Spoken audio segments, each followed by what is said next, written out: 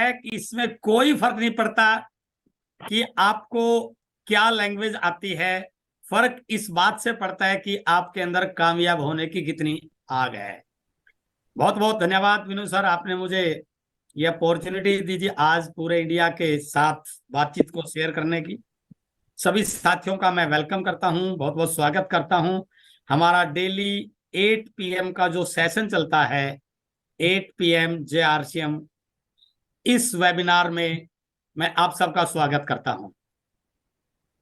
हर रोज शाम को 8 बजे यूनिक एजुकेशन यूट्यूब चैनल पर, सिस्टम पर, ये हमारा एक प्रोग्राम आता है जिसमें डेली आपको किसी सीनियर लीडर को सुनने का मौका मिलता है, उनके एक्सपीरियंस जानने का मौका मिलता है, उनके बिजनेस में क्या क्या चैलेंज आए वो सुनने का मौका मिलता है, उन्होंने उनको कैसे हैंडल किया ये जानकारी आपको मिलती है। और बहुत सारे नए लोग इस प्लेटफॉर्म का लाभ उठा करके बड़े डिसीजन लेकर के इस बिजनेस में बहुत आगे जा सकते हैं।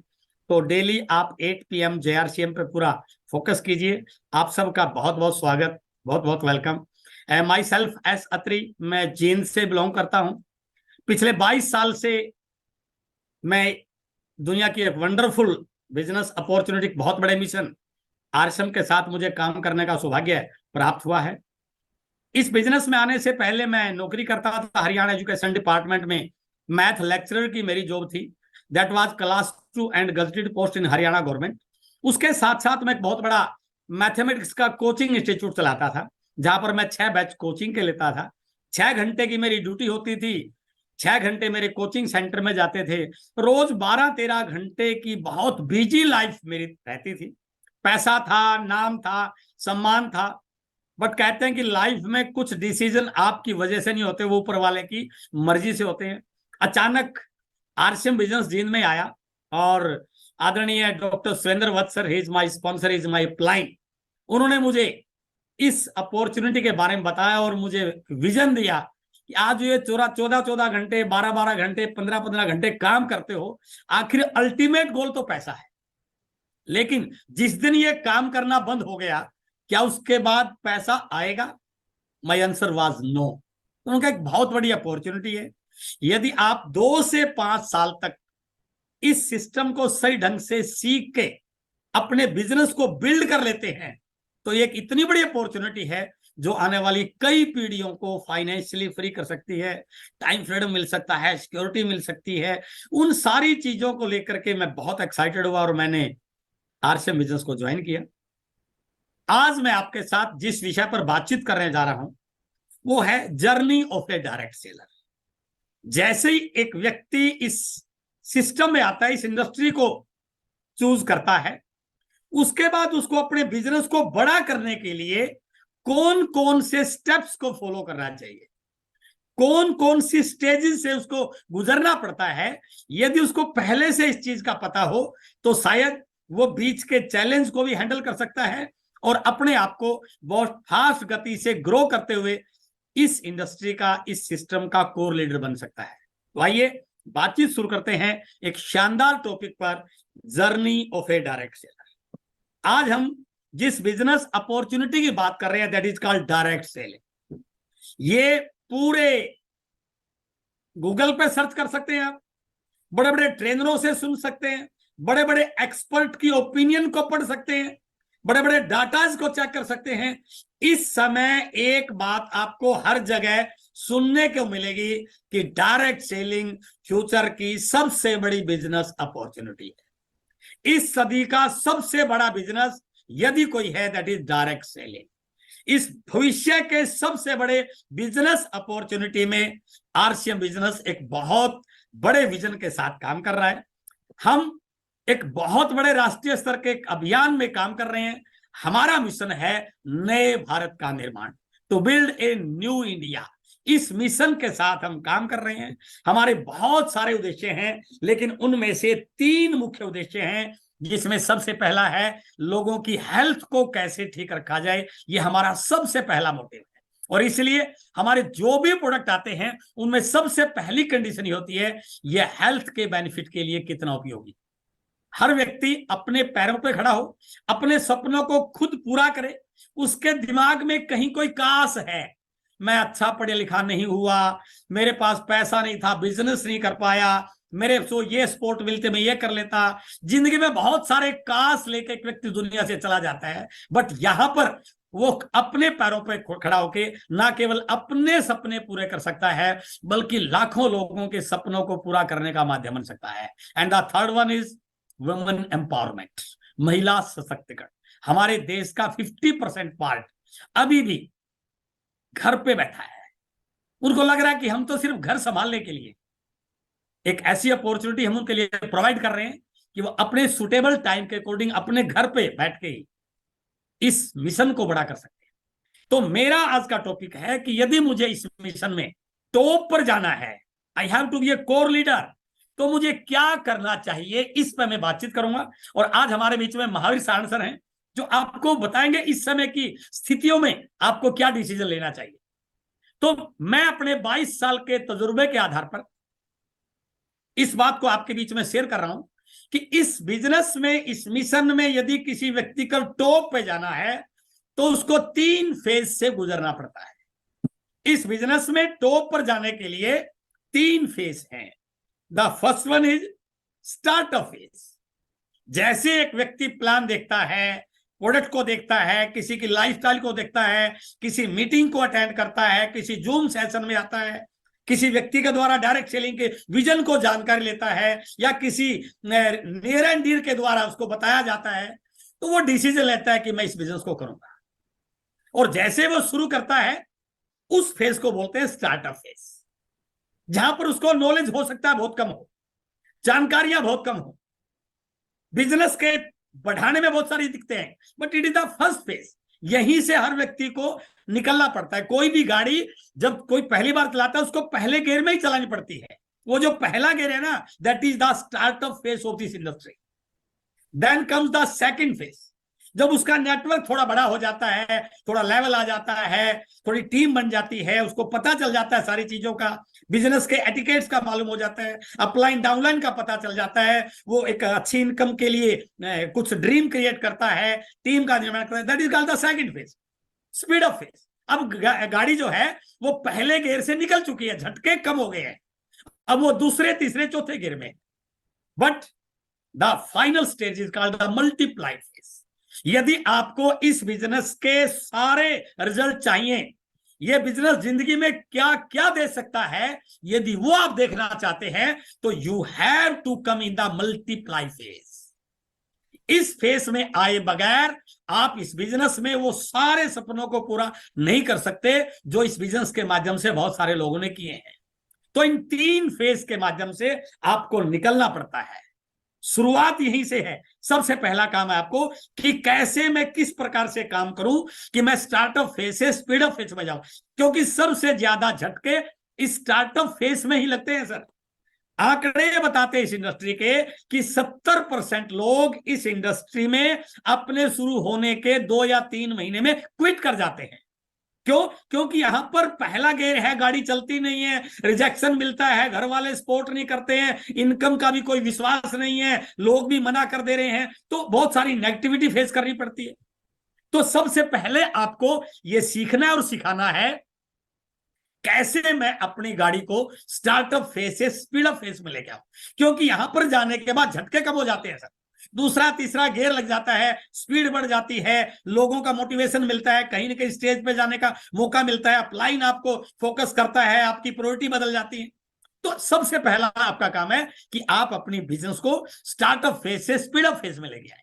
बट यहां पर जाने के बाद कुछ लोगों से गलती हो जाती है, क्योंकि इस लेवल पर थोड़ा रिकॉग्निशन मिलता है, सम्मान मिलता है, स्टेज मिलता है, लोग थोड़ा सा गुरुजी बोलने लग जाते हैं, पांव के हाथ लगाते हैं, तो कई बार व्यक्ति हवा में उड़ने लग जाता है सर। वो मान लेता अब तो बहुत कुछ हो गया, जबकि ये सिर्फ आपको इस बिजनेस में आगे बढ़ने के लिए, स्पीड बढ़ाने के लिए दौर था। आपको कुछ भी हो जाए, इस फेज को मल्टीप्लाई फेज में लेके आना है।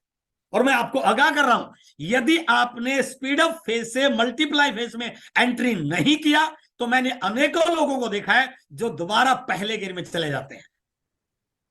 क्यों? क्योंकि इस समय सबसे ज्यादा ध्यान रखने की जरूरत है, आपका बिजनेस ग्रोइंग स्टेज में होता है। तो मैं आपसे बातचीत करने वाला हूं कैसे इन तीनों फेसों से निकला जाए। The first one is called the startup phase. मैंने प्रोडक्ट को देखा, प्लान को देखा, इस बिजनेस के विजन को देखा, मैंने ज्वाइन किया, और ज्वाइन करने के बाद अब मुझे क्या क्या करना चाहिए ताकि मैं अपने इस बिजनेस को सही ढंग से स्टार्टअप कर सकूं। ये कुछ पॉइंट्स, क्योंकि मैं शॉर्ट में आज ले रहा हूं, पूरी जानकारी फिर कभी बातचीत करेंगे। जैसे ही आपने स्टार्ट किया, द फर्स्ट वन इज, सबसे पहले ये direct selling industry product based industry है सर। ये मेंबर बनाने की इंडस्ट्री नहीं है। यहां आपके पास वो पैसा आता है जो ट्रेडिशनल बिजनेस में जा रहा है, जो पैसा बाजार में जा रहा है, जो खरीदारी हम बाजार से कर रहे थे, जिसको हमने बाजार को इतना बड़ा बना दिया, वो हमारे प्रोडक्ट यूज करने की वजह से हुआ है। लोग ये गलती कर बैठते हैं कि वो प्रोडक्ट की इंपॉर्टेंस को समझते नहीं है। तो सबसे पहले आपका पहला पार्ट है प्रोडक्ट्स की इंपॉर्टेंस को जानना। Be 100% product user.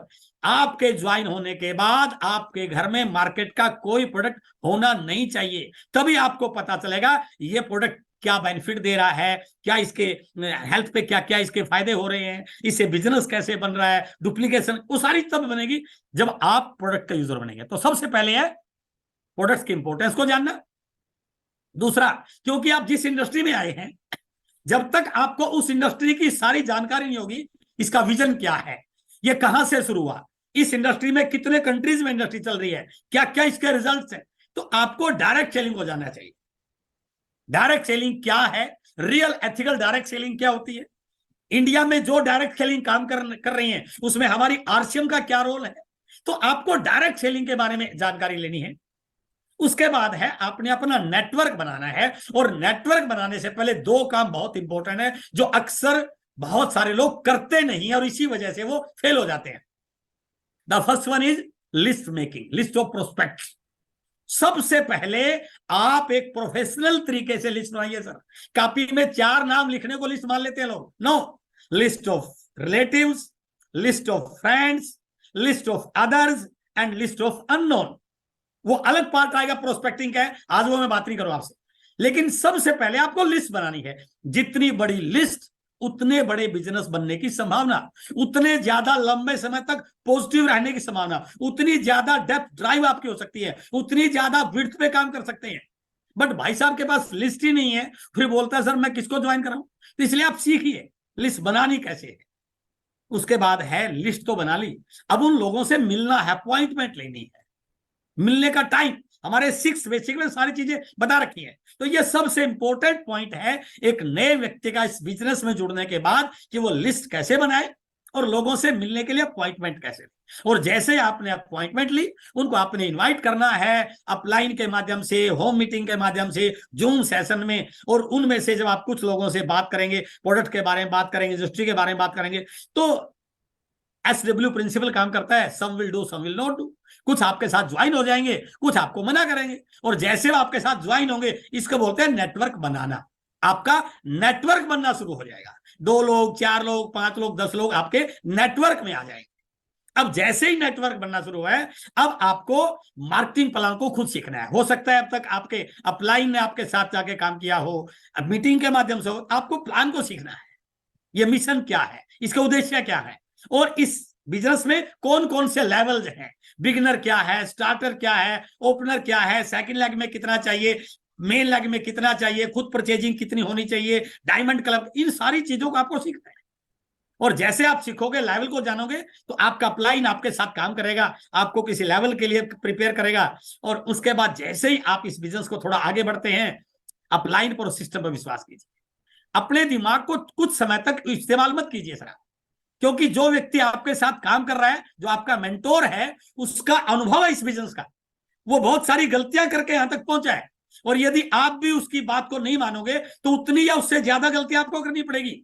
बट यदि आप उनको फॉलो करते हैं तो जो गलतियां अपलाइन के द्वारा हुई हैं वो आपके नेटवर्क में नहीं होंगी। इसका मतलब ये होगा कि जो लेवल अपलाइन का 6 महीने के बाद हुआ था ना, वो लेवल आपका 2 महीने में अचीव हो सकता है।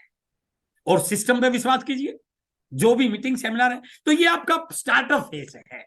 जैसे मैंने इन चीजों को जाना, इन पे काम किया, मेरे बिजनेस का स्टार्टअप हुआ, मेरा कुछ नेटवर्क बना, मेरी कुछ टीम बनी, मेरे नेटवर्क में लोग आए, मेरा कुछ वॉल्यूम हुआ, मुझे थोड़ा किसी ने किसी प्रोग्राम में स्टेज पर जाने का मौका मिला, मेरे इनकम जनरेट होनी शुरू हुई, और 2 3 4 महीने मैंने काम किया। उसके बाद आता है स्पीड ऑफ फेस। मैं थोड़ा सा फास्ट ले रहा हूं क्योंकि आज महावीर सर भी हमारे बीच में है। उसके बाद आपका एक नेटवर्क बड़ा हो जाता है, आप रॉयल्टी पे पहुंच जाते हैं। अब आपने बिजनेस को स्पीड देनी है, अब थोड़ी सी स्पीड बढ़ानी है। इसमें अब काम आपका नेटवर्क को बढ़ाना, प्लान ओवर क्रिएट करना, मीटिंगों को अरेंज करना, टीम के जो लोग काम कर रहे हैं उनके साथ कम्युनिकेट करना, अपलाइन से उनको मिलवाना। तो आपका अगला जो पार्ट है वो नेटवर्क को बढ़ाना होना चाहिए। आपका नेटवर्क बढ़े, आपके शहर से दूसरे शहर में जाए, आपके गांव से दूसरे गांव में जाए, आपकी गली से दूसरे गली में जाए। मीटिंग शेड्यूल के बारे में आपको जानकारी लेना, अपलाइन की कहां मीटिंग हो रही है, यूएस की कहां मीटिंग है। तो दूसरा जो पार्ट है स्पीड अप फेज, इस फेज में आपको थोड़ी स्पीड बढ़ानी है। और स्पीड बढ़ाने के लिए पहला है नेटवर्क को बढ़ाना, प्लान और क्रिएट करना, होम मीटिंग ज्यादा आपकी टीम में हो। और जैसे ही आपका नेटवर्क बढ़ेगा ना, तो ये चीज मानिए कि कुछ ना कुछ चैलेंज भी साथ साथ बढ़ेंगे सर। यदि आपने अपनी लीडरशिप को और अपनी स्किल को नहीं बढ़ाया तो आप उन चैलेंज को हैंडल सही ढंग से नहीं कर पाएंगे। अलग अलग कैटेगरी के लोग आएंगे, अलग अलग लैंग्वेज के आएंगे, अलग अलग बैकग्राउंड के आएंगे, अलग अलग एटीट्यूड के आएंगे। अब उनको साथ लेके चलना है। वो कब हो पाएगा? जब अपनी लीडरशिप को आप बढ़ा पाओ, स्किल्स को बढ़ा पाओ, कैसे लोगों के साथ तालमेल बनाना है, कैसे बिजनेस को आगे बढ़ाना है, उन सारी चीजों को लेकर के आपको तभी स्पीड बढ़ पाएगी जब आप लीडरशिप और स्किल्स पे काम करें। उसके बाद यहां पर सबसे इंपॉर्टेंट पार्ट है आपका मीटिंग सेमिनार पर फोकस करना। अब आप यदि बिजनेस को स्पीड में लाना चाहते हैं ना, जो भी आपके एरियाज में मीटिंग हो रही है उन सब की आपके पास सूचना होनी चाहिए, उसमें आपकी टीम की पूरी तैयारी होनी चाहिए। आप टॉप प्रायोरिटी के साथ उन पे जाए, उन पे फोकस करें। इससे क्या होगा, आपके बिजनेस के लोग इन मीटिंगों में जा जाके इंडिविजुअल लेवल पर भी काम करना शुरू हो जाएंगे। अब आपका नेटवर्क थोड़ा सा ऑटोमेटिक मोड में आना शुरू हो जाएगा। जैसे ही नेटवर्क बढ़ेगा उसके बाद टीम में लीडर्स क्रिएट करना, किस किस के क्या लेवल हो रहे हैं, जिस व्यक्ति का पिछले महीने ईगल हुआ उसके अंदर कितनी स्किल डेवलप हुई, वो खुद प्लान दिखाता है कि नहीं दिखाता, तो टीम में लीडर्स क्रिएट करना। और उसके बाद आउट ऑफ स्टेशन जाकर काम करना। अब नीचे कुछ लोग जिम्मेदारी ले रहे हैं, अब आपका फर्ज बनता है कि आप अपने शहर से थोड़ा बाहर जाएं, आउट ऑफ स्टेशन जाएं। आपके अपलाइन वहां पर काम कर रहे हैं, आपकी टीम की लिस्ट हो सकती है, तो आउट ऑफ स्टेशन जाकर काम करते हैं तो आपका बिजनेस और थोड़ा स्पीड से बढ़ता है। और फिर बड़े लक्ष्य बनाकर काम करना, क्योंकि जो अब नए लीडर उभर रहे हैं, जब तक आप उनकी रॉयल्टी की प्लानिंग नहीं करेंगे, उनके टेक्निकल की प्लानिंग नहीं करेंगे, उनके वाइटल की प्लानिंग नहीं करेंगे, उनके अचीवमेंट्स की प्लानिंग नहीं करेंगे, तब तक आपका बिजनेस उस स्पीड से नहीं दौड़ेगा। तो इसलिए बड़े लक्ष्य बनाकर काम करना। और जिम्मेदारी जो भी आपका लेवल है, क्या उस लेवल की जिम्मेदारी आप ले रहे हैं? मैं कई लोगों को जानता हूं जिनका लेवल ठीक ठाक है, बट आज भी उनके अपलाइन उनके जिम्मेदारी ले रहे हैं, वो जिम्मेदारी लेने को तैयार ही नहीं है। और जो व्यक्ति जिम्मेदारी ले ही नहीं रहा है उसका बिजनेस कभी तीसरे फेज में जाता नहीं है। और मैंने शुरू बोला था, आपका मेन काम है अपने बिजनेस को मल्टीप्लाई फेज में लेके जाना, और वो तब जाएगा जब आप स्पीड अप फेज की इन सारी एक्टिविटीज को अपने लेवल पर करना शुरू कर देंगे। और यदि आप ऐसा करते हैं तो आपका बिजनेस तीसरे फेज में जाने के लिए तैयार है। बट यदि आप इन चीजों को, आपका रॉयल्टी भी आ गई है, आप घर से बाहर नहीं निकल रहे हैं, नेटवर्क बढ़ रहा कि नहीं बढ़ रहा, डेप्थ बढ़ रही कि नहीं बढ़ रही, स्टेशन बढ़ रहे कि नहीं बढ़ रहे, लीडर क्रिएट हो रहे कि नहीं हो रहे, लीडर्स में मैच्योरिटी लेवल आ रहा कि नहीं आ रहा, टारगेट लेके काम हो रहा कि नहीं हो रहा, डायमंड क्लब पे काम हो रहा कि नहीं हो रहा, डिस्प्ले वॉल ओपन हो रही कि नहीं हो रही, कंसिस्टेंट। आप यदि ऐसा काम नहीं करेंगे तो क्या होगा, यहीं से वापिस पहले फेज की तरफ आप डाउन जाना शुरू कर देंगे। इसलिए यहां पर आपको समझना है कि यदि मुझे इस स्पीड अप फेज में इन चीजों पे फोकस कर लिया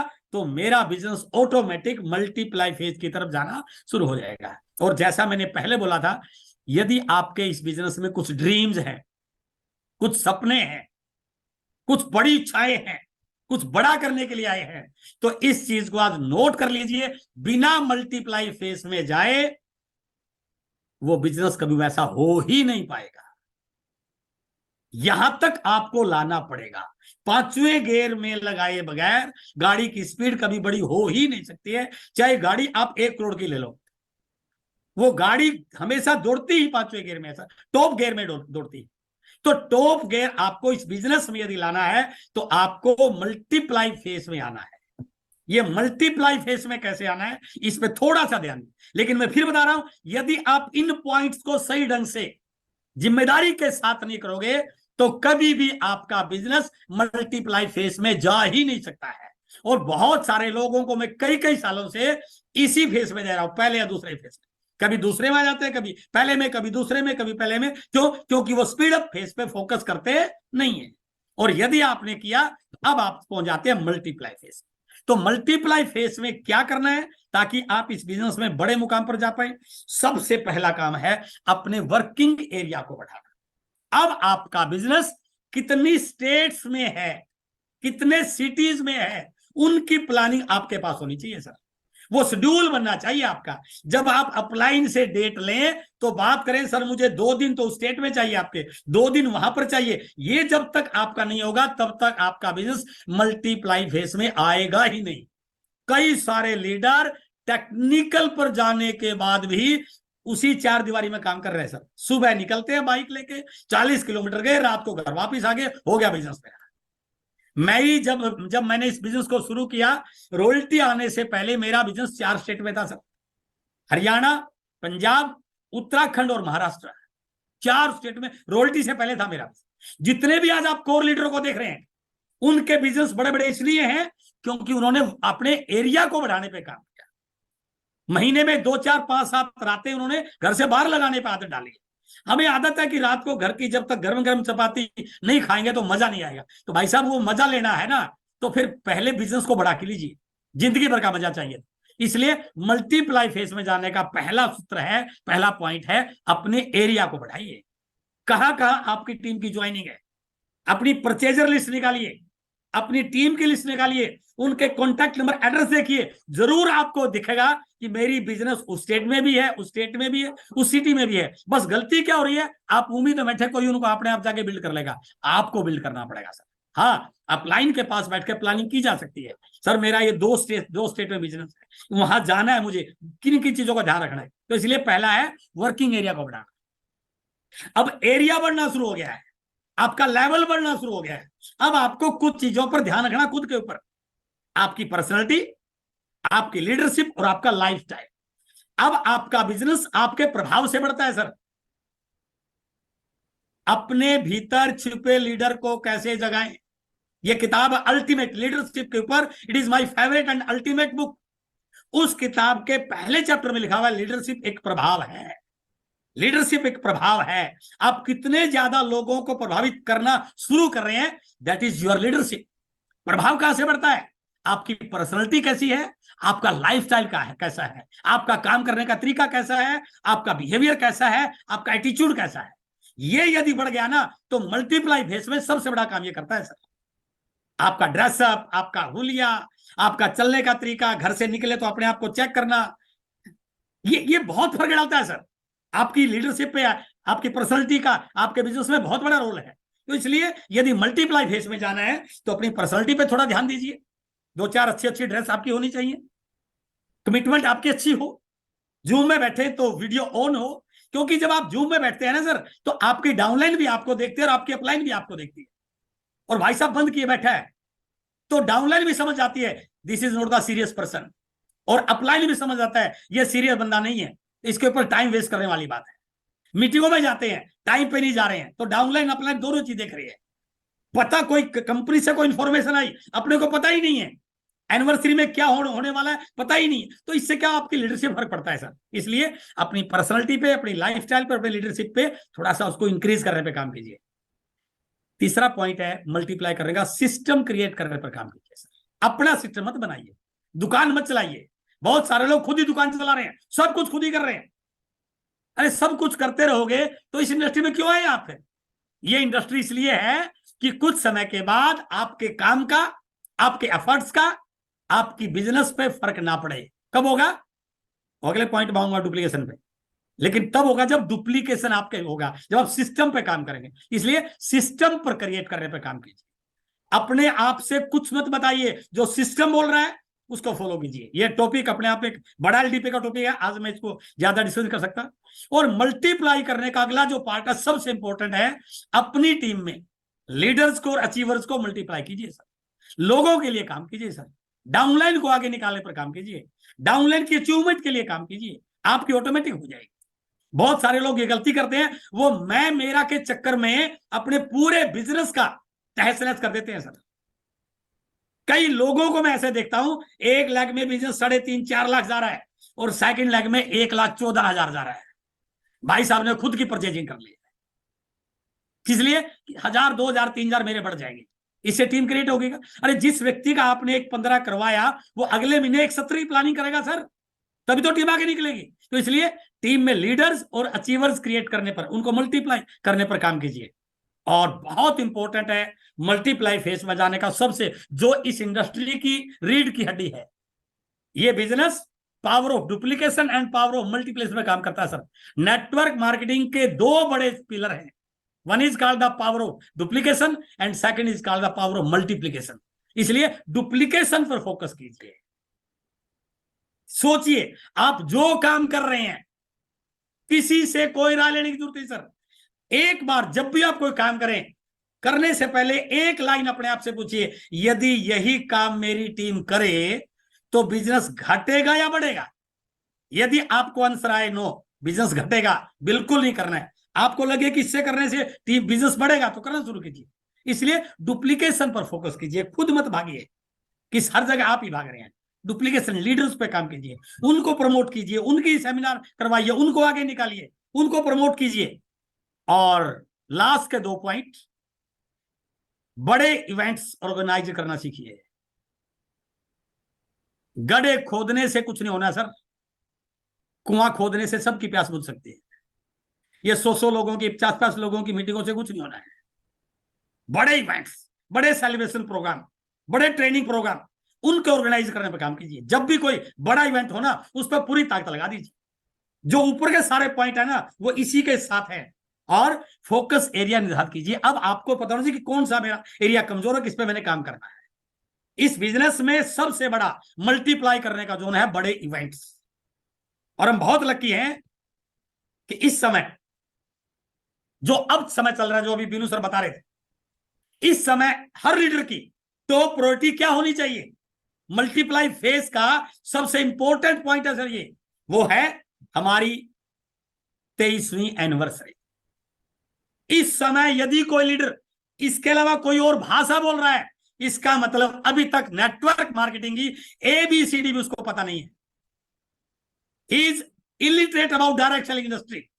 जितना काम आप पूरे साल में नहीं कर सकते ना सर, उससे कई गुना बड़ा काम ये एक इवेंट कर सकता है।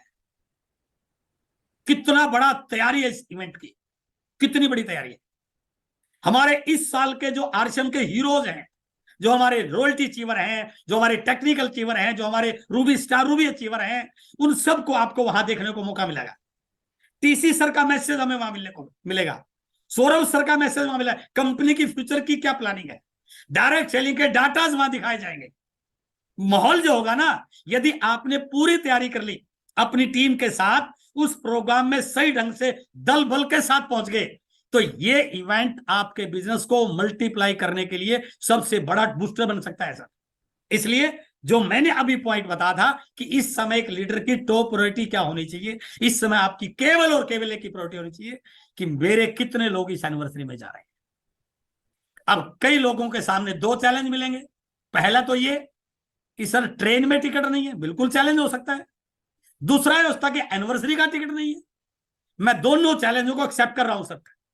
यदि ट्रेन का टिकट नहीं है सर, तो एक मौका है, जैसे ही आप डिब्बे में घुसते हैं, अंदर घुसने से पहले बीच में वो जगह छोड़ रखी है रेलवे ने। वो इसलिए छोड़ रखी है कि नेटवर्क मार्केटिंग के लोग ज्यादातर वही सफर करके जाते हैं सर।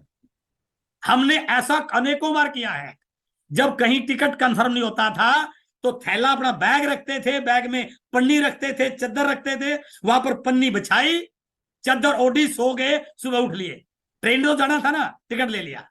तो ये समस्या अपने सामने मत लाइए कि टिकट नहीं है। आपके अपलाइन के पास होगा, एक बर्थ में 4 बैठ के जा सकते हैं सर, बीच में खड़े होकर जा सकते हैं, जाने तो है सर। और दूसरा है एनिवर्सरी का टिकट। यदि शिद्दत से प्रयास करोगे तो कहीं ना कहीं अपलाइन में, डाउनलाइन में, क्रॉस लाइन में कहीं ना कहीं टिकट मिल जाएगा। मैं कह रहा हूं टिकट नहीं भी मिल रहा है कोई बात नहीं है। यदि आप उस इंदिरा गांधी इंडोर स्टेडियम के 4 चक्कर लगा कर भी आ गए ना सर, तो आपके अंदर जो वाइब्रेशन ट्रांसफर होंगी वो आपको टिकने नहीं देंगी सर। वो जो वाइब्रेशन आपके अंदर जाएंगे ना, वो आपको बड़ा डिसीजन लेने के लिए तैयार कर देंगी सर।